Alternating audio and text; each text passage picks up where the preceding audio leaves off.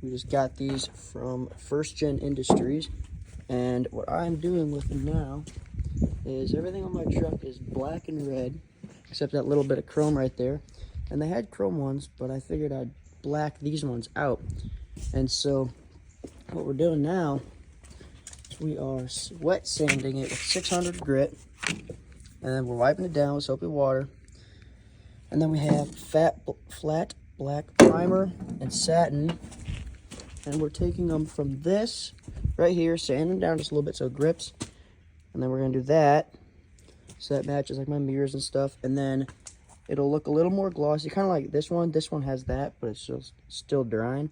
But we have satin finish that's gonna go on top of this primer, and yeah. So all you do is get your 600 grit. I think the guy used 400 on the video I watched, but I think 600 will work, and you just kind of sand it down until you see little scratch marks. And I'll show you what that looks like in a second. All right, so I just got done sanding it real quick with 600 grit. Now it's got a little, see these little lines on there? That'll help the paint kind of grab onto that plastic and, you know, stick. And this is what the other one looks like. So this one's really glossy, and then this one's sanded down. And then I didn't get the inside. I figured that didn't really matter because I'm going to just go over, you know, a quick coat of paint or something. But the outside's really what I care about because this isn't really going to have any weathering in it. But we got one more to go. Those two are drying, and then got to paint this one and then sand these two. So now I'm just spray painting with the flat black primer. Just going over, giving it a little quick coat.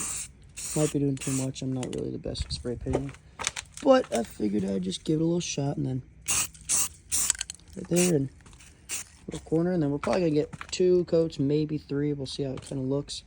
And then we obviously have to do the inside as well, but we're gonna let that dry and make it look like that, and then go on to the next couple ones.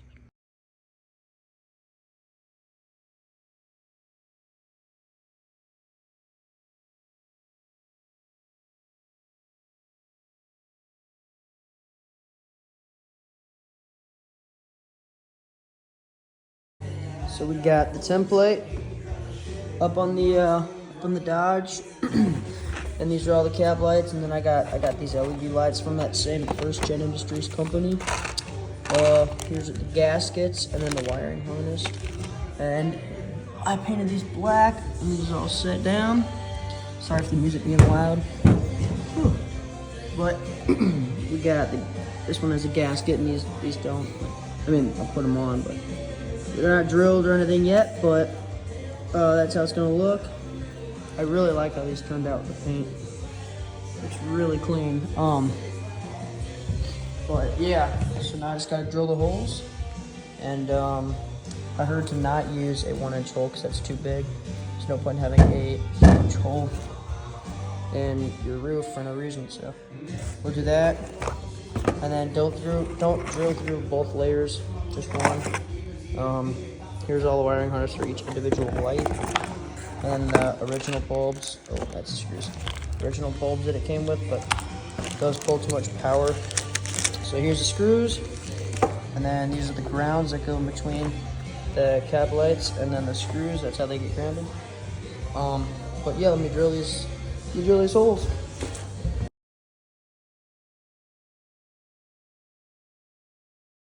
Just finished drilling all my holes with a 9/64 drill bit. I'm gonna take the template off and then do these with a 12/64 drill bit. So I ended up using a a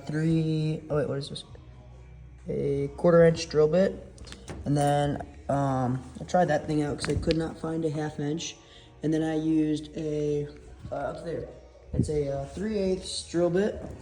And then I just kind of wiggle it around a little bit, and they requested to use like a 1-inch, but that's kind of stupid. That's too big.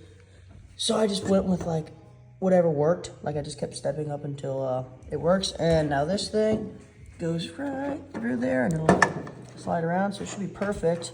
And now I just got to figure out how in the heck I'm supposed to run these all and connect them to that and run it down. So once I figure that out, then I will show you guys how to do that. We drilled these holes to 1/2 inch, and now we ran baling wire with the string through each one, and then now I'm pulling it through,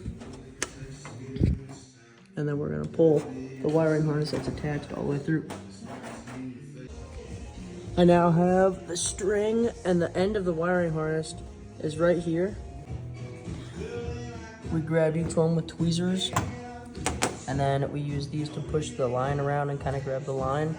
We fish these up, and then we're putting the gaskets on, and then we're putting these pieces on with the gasket, and then that.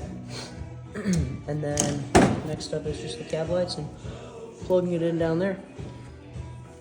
All right, we have all the light bulbs hooked up, and we have the gaskets inside, and now we just need to put these on and mount them, but I'm gonna go plug it in and make sure it works. So, oh, also if you're doing this, we use this size hole because it's less, like, it's a smaller hole, so I figured it'd be a little better.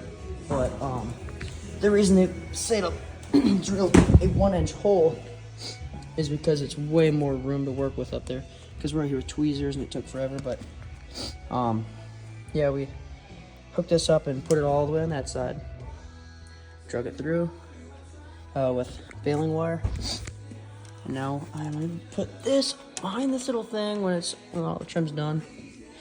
And it plugs into a little thing up here. I'm gonna get it all hooked up and show you.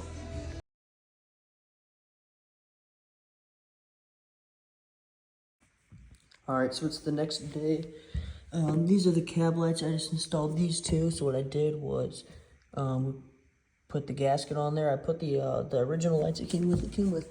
I guess I bought these thinking that it didn't come with lights, but these are the ones they come with. I like the ones it comes with more because they're a little more orange, so they match my side marker lights. But anyways, to install these, I went to the store, got some flex tape, and then I also got just some silicone. I'll show you this bottle because it's easier to read.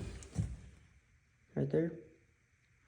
And basically what I'm doing is cutting a little piece of tape, like here to here, and I'm cutting a line down the middle, and then I'm placing that square right over this hole, and then I'm putting the wire through that little line that I cut in the tape, and then putting some silicone around that. And it's like super sticky, like I guess it's double-sided or something. I guess it's not, I don't know. But it's really sticky. And then I'm putting silicone in like where these screws go, and I'm screwing them down. And now they are very sturdy. You can see the gasket right there, like really compressed compared to like that's how they normally look. And yep, don't over tighten these, because if you strip them, they'd be a real pain in the butt. But I'm changing the lights right now. And I think with these lights, you're supposed to use gloves because you can burn, like they can burn out from your oils or something. But I couldn't find gloves, and I think it'll be okay, hopefully. If not, then definitely a lesson learned. But yeah, I might even put a coat of silicone around the sides too. But yeah, I guess I'll let you guys know when I'm finished up with all these 5, and then show you guys how to plug that in, the wiring harness, and I guess it'll be done. All right, so the spot that you want to plug these cab lights into is this yellow and black wire that runs right down here. It was tucked inside that little hole, and it is just it's just like all the other ones up there, and you just plug the 2 ends together. And then I threw a little bit of electrical tape on it. Here, we can kind of dig it out and see. So it looks kind of just like that. And yep, so now whenever you pull your lights, those turn on. And I mean, just make sure they're ground properly with the screw, but otherwise, I mean, it'll all be good. I tucked it behind this, and then I have to put my headliner back and all that stuff. But yeah, I mean, this was a fun project. It took quite a while because I didn't want to drill through my my whole roof, but I mean, I'm glad I just fished them out, and yeah, cool. Also, I want to add in that these lights, when they go in to the cab light, right, you just slide them in, but they only work one direction. So like I'd plug them all in and keep the light turned on or whatever, and then flip them around until they work, because if some don't work and some do, you might just have to flip the bulb around. Found that one out, but yeah. Yep, so we have silicone around each screw, and then we put that tape and all that stuff under, and they're mounted down. You got to really tug them down, but you don't want to use like an impact or anything, but definitely want to make sure they're snug. I think these are gonna be perfectly watertight. That's not them. That's my hood going down, or my roof, but yeah, those look freaking amazing. Turned out wonderful. They're perfectly lined up. You can see like those two stick perfectly, and that one just barely sticks out past them. So everything's good. Now we're on to this little project, welding and rust. That'll be the next project. But yeah, probably won't put my headliner in until the rust is done, because I don't want it to like burn through my headliner or anything. But